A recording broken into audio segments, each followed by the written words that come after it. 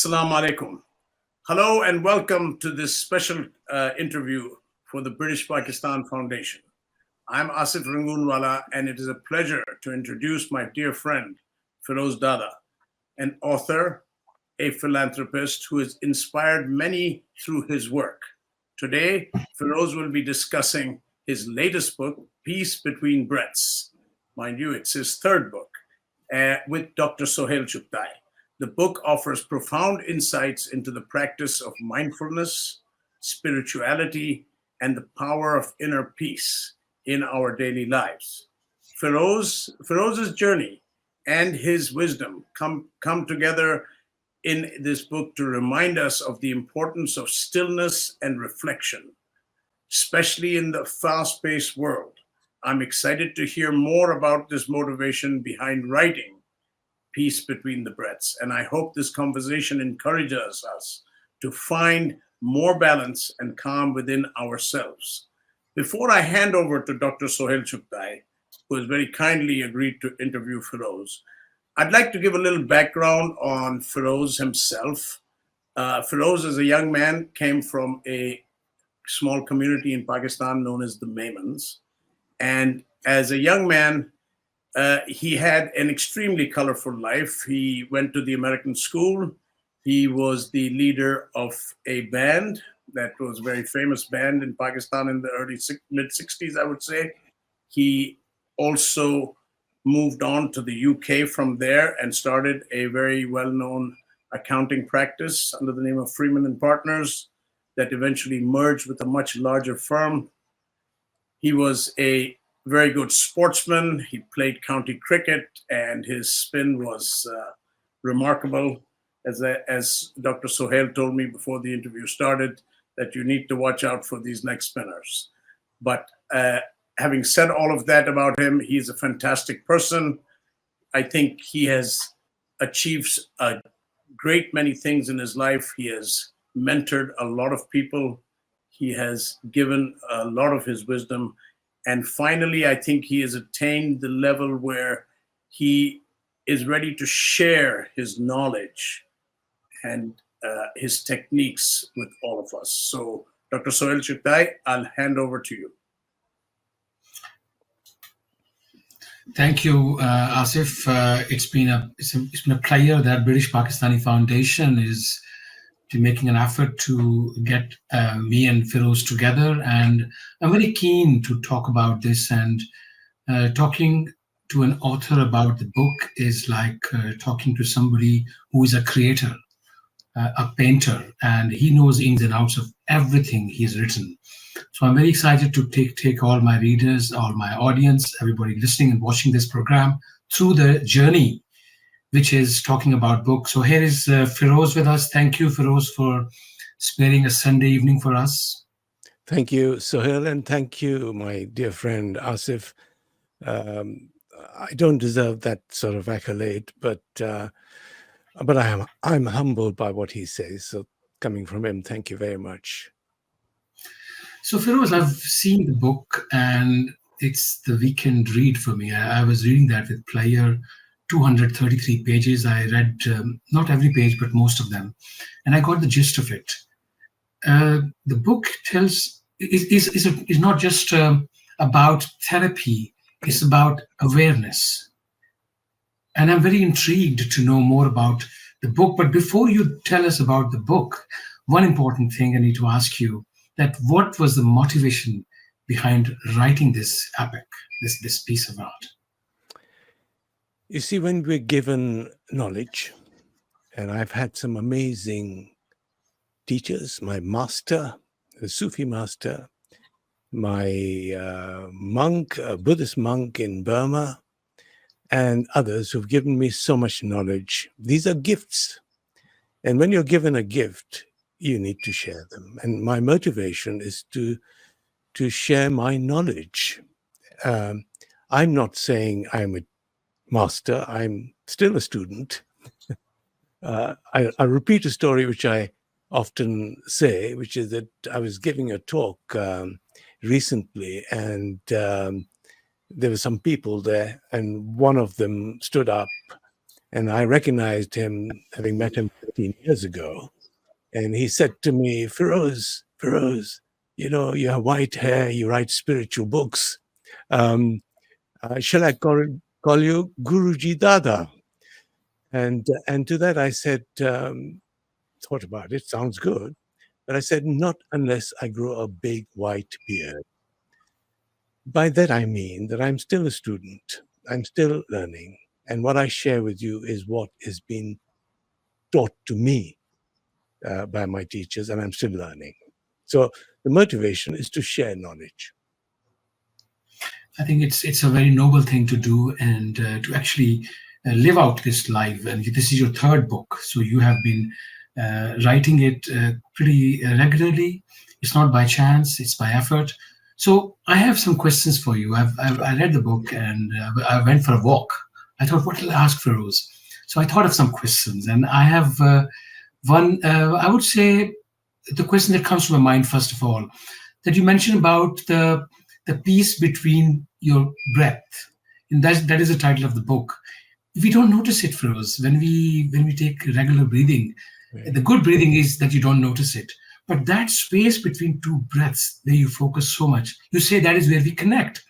Can you elaborate for me and for all the readers Of course. that what is that simple act of focusing on one's breath, which brings so much transformative force and peace in life? What is that? Take us through this. Yeah, Suhail, a very good question, but then I wouldn't expect anything else from you. See, breath is the key to our life. So as we are born, we take our first in breath, right? And when we die, we have a last out breath. But in between, we forget how to breathe. How strange. That is our life force, isn't it? Our breath is our life force. Now, how does that interact with meditation in our life? First of all, it's not necessarily the breath, it's what the breath teaches you.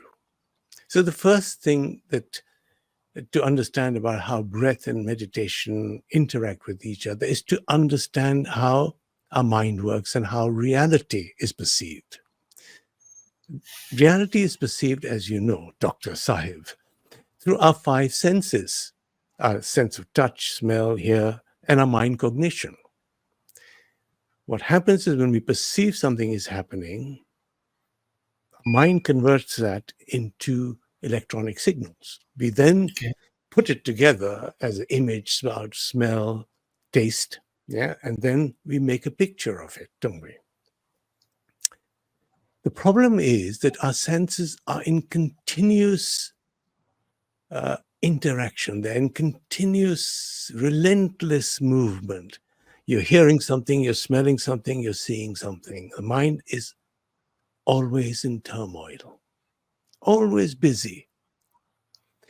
What meditation does and what the breath technique teaches us, that when we breathe mindfully, feeling the breath through our nose, through our nostrils, the subtle sensation that we get as we breathe in, can you feel that subtle sensation, right?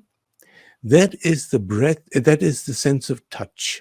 So what you're doing is you're connecting with your sense of touch.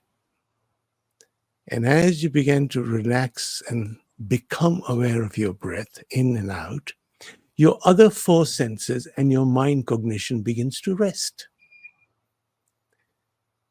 Meaning that it's a bit like a glass of water which has mud in it. If you move it around, it's all over the place and it's muddy. If you keep it down and let the senses and the glass rest, the water becomes clear. And you begin to see things better. You have clarity of mind. You have a sense of peace because there's calmness in this water in your mind.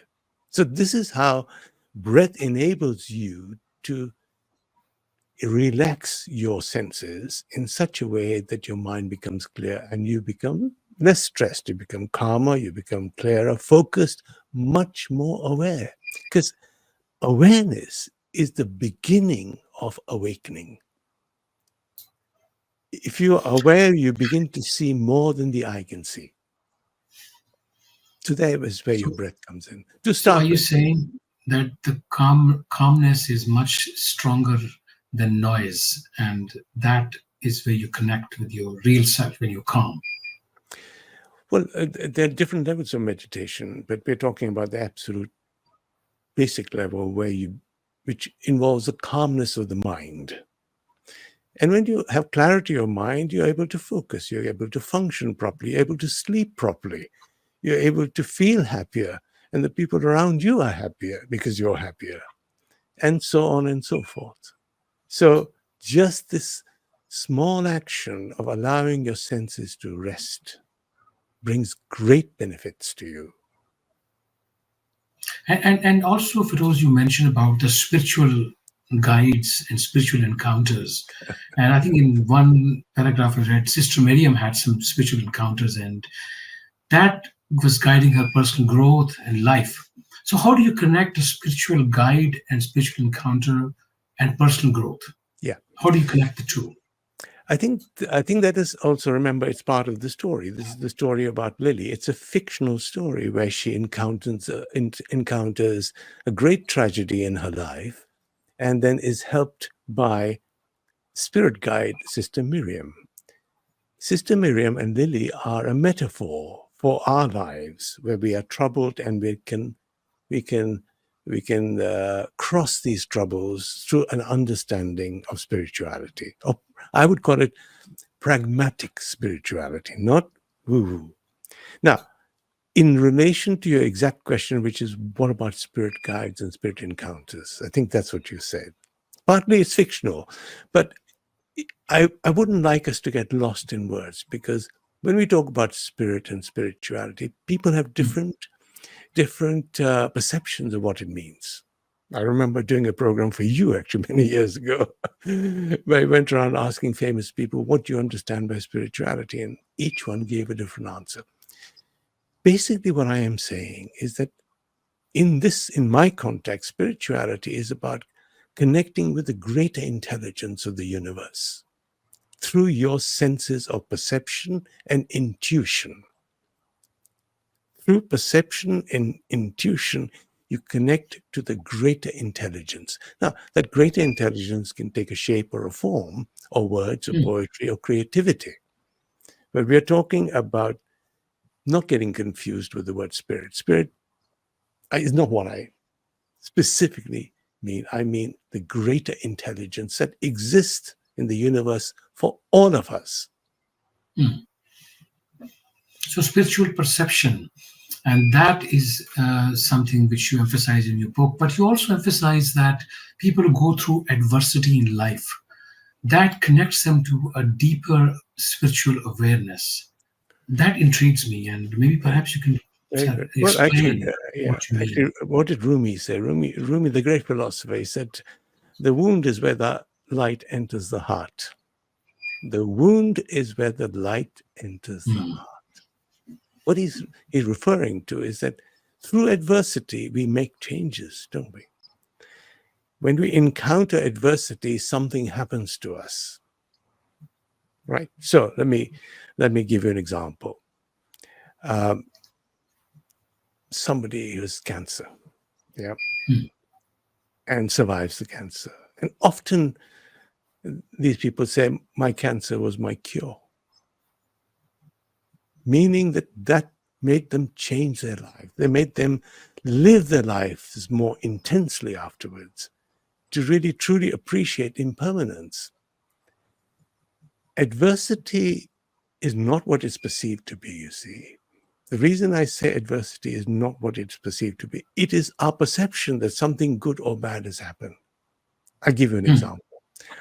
We might perceive a lottery winner to be lucky. But how many lottery winners have turned out to be hugely unfortunate? They've gone and destroyed themselves. How many people who have had cancer and changed their life for the better? The point I'm making is not the adversity or the event, it's what we do from that event. What do we learn from that event? Do we accept it first? Because without acceptance, you cannot move forward. Once we accept it, do we learn from it? Do we change for it? Do we change for the better for it? Often, the wound is where the light enters the heart. Rumi was a genius. He said, you see, you could float through life without learning, without anything, living your life through, but not experiencing one day of real living, And this is what adversity does. It focuses your mind. So we need an icebreaker, kind of an icebreaker, which shifts the tides flow, and you kind of need that icebreaker, that shift of energy from negative to positive or low to high in some stage of life. And also it's a bit of a test of your own integrity, your own resilience, your own courage, isn't it? Not everybody would rise above it, but those who do will learn from it and prosper for it and live more intensely from it. So the book actually is really about this point, that Lily encounters a great loss in her life, the life of her child. And she cannot get over it. And then Sister Mariam takes her through this journey of the soul, where she encounters all these things, all this learning, also learning meditation. And we have a beautiful ending, if you have got to that, Suhail. Take your time, because it's a beautiful ending. How from this adversity, Lily becomes alive to life. This is the metaphor for everybody who's troubled in life. We all face troubles. There's no question about that. It's how we navigate through those difficulties that matters, doesn't it? And the purpose of this book is to show us all some roadmap to go through our difficulties and to understand that, and above all, so to understand that there's wisdom in everything, whether it's good, bad, adverse, joyful, there's wisdom in everything. If you understand that there is wisdom in everything, then you will begin to I think this concept is very exciting, but even more so, you talk about reincarnation in your book a lot of times. And one life is not enough. I think not probably for those people who are high achievers and who want to achieve more and more. But how does the reincarnation, is it that feeling that, okay, I'll come back and do the rest of the things. When I come back, I'll finish the job. What is reincarnation do with the spiritual growth? Your book touches on that, but I want to hear from you. Yeah. My wife keeps saying to me, Feroze, you've got to live this life, mate. But of course, what I say to people is that those two things are not mutually exclusive. There's no question that we have this material life. We do, of course, it's a matter of fact, that we must fulfill it and live it to its fullest. This is a gift we must use and live to our maximum. This does not conflict with an understanding or belief that there is a greater journey. It does not conflict. So when people say, oh, I believe in this, so I can't believe in that. No, of course. One is factual. One is a matter of fact, a life that needs to be fulfilled. On the side, of course, is my belief anyway, is that we are all part of one energy source. The creator and the created is all the same energy. The soul is part of that energy, which continues. As creation continues, it continues. It may take different forms, but it's a source of energy. As we die, something leaves us. It's an energy that leaves us. And that energy remains in the cosmic universe, infinite as is our creator. So it's not about me landing up, 125 years later, necessarily. It could happen. It does happen. And say, oh, well, I remember a few things about my life. There are instances, as you know, documented, where people recollect their being here in this world previously. But to me, that's not important. The important is that there is a journey of the soul, and the soul is the energy of the creator and the created. And that energy and its movement and this journey continues. I think, again, it's a bit like spirit. Soul is just a word, see. And people So have a reincarnation is the continuation of journey of energy through yes, different souls, different generations. and it may There's a take. hope. We can still finish the job. No, well, the job is no, the job is infinite. You see, Hmm. this thinking of ours, this earthly thinking of ours, to restrict everything in time and space, is quite small.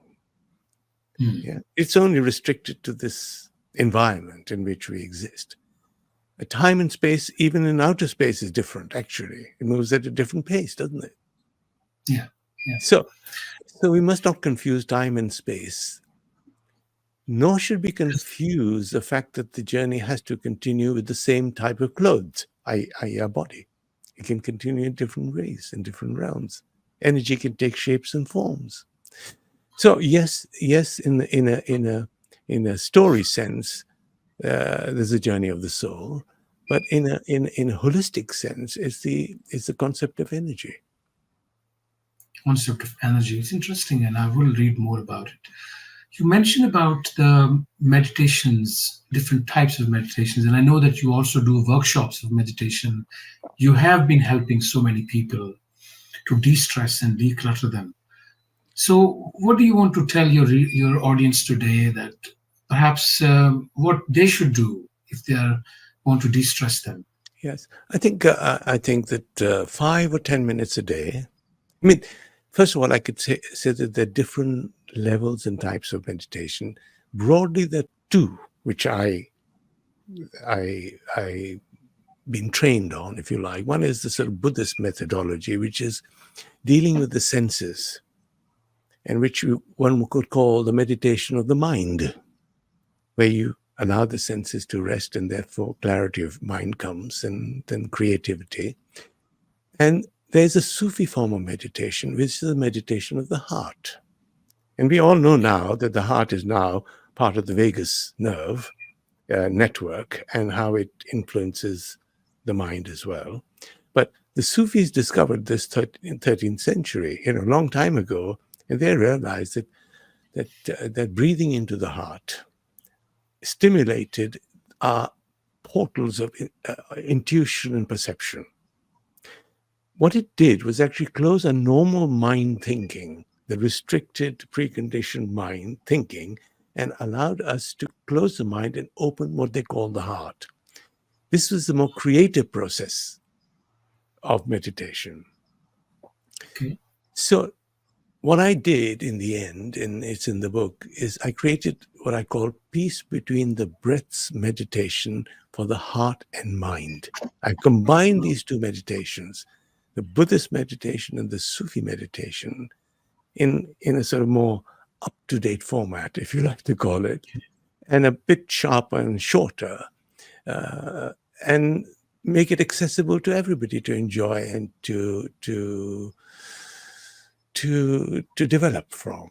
And the point about the peace between the breaths, it's a little bit of the story. That's part of the story. But the peace between the breaths is the acute awareness that you develop when you breathe in, and then you have the little gap, don't you? And then you breathe out. As your awareness is nuanced, much more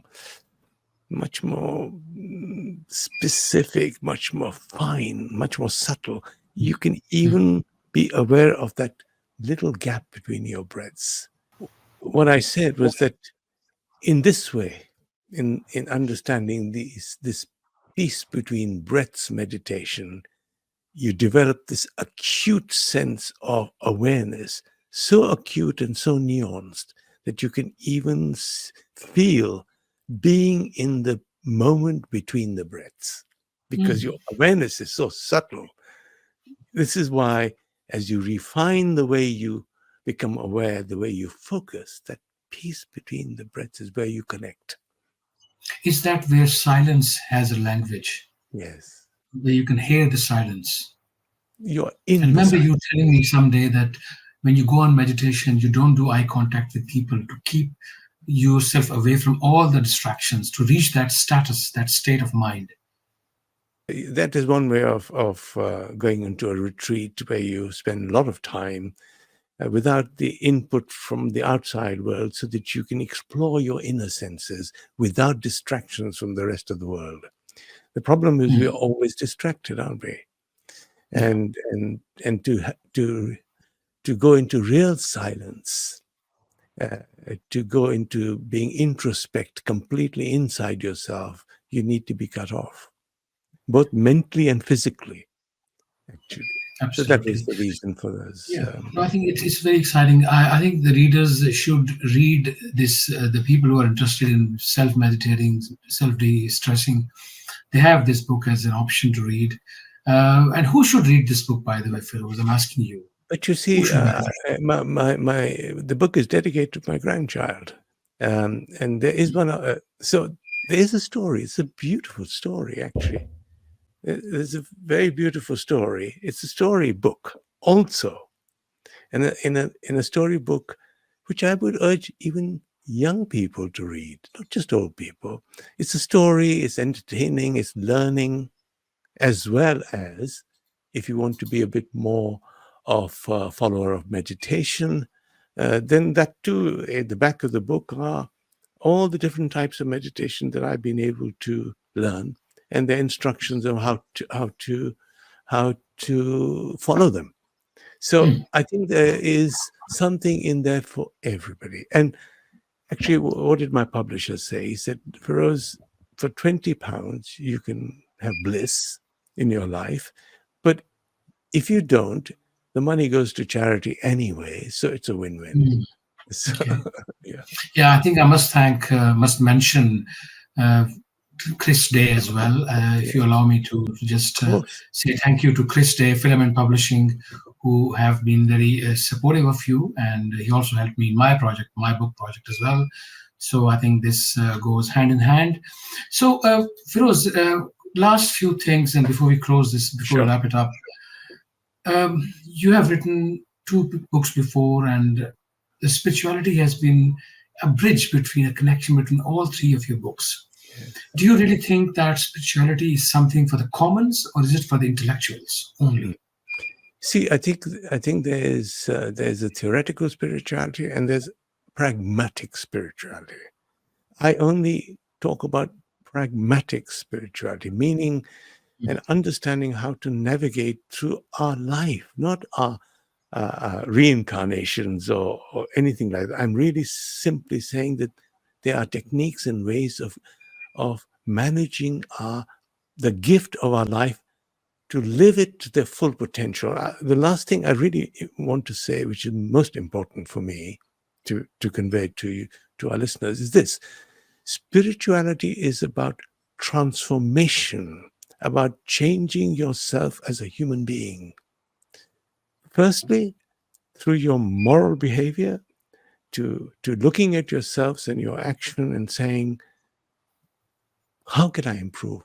If I'm mean, I want to be generous. If I'm unkind, I need to be kind. I must try. I must audit myself.